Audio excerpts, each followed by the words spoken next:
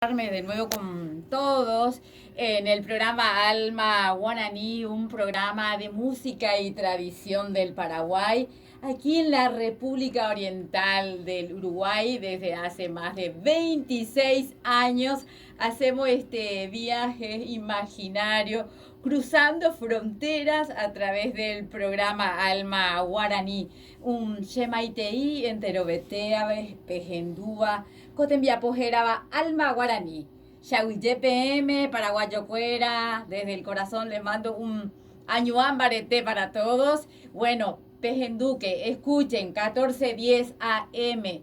Estamos en vivo con Alma Guaraní desde la República Oriental del Uruguay.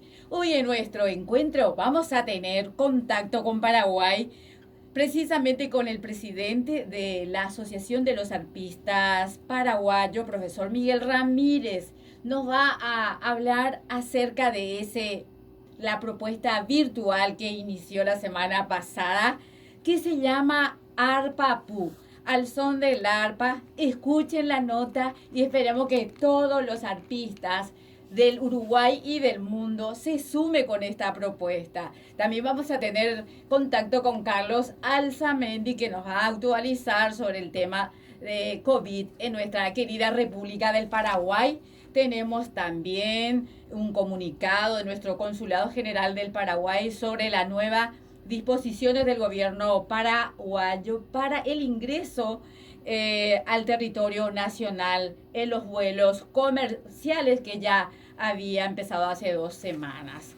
Bienvenidos a todos en nuestra mesa de trabajo. El teléfono de la comunicación de Alma Guaraní es el 097 094 920. Bienvenidos, buen domingo para todos y comencemos entonces a irradiar con esta serenata paraguaya desde Alma Guaraní. El primer tema musical es Llegada. Estamos llegando en la casa de todos ustedes, así que a disfrutar de la mejor música paraguaya aquí en la República Oriental del Uruguay.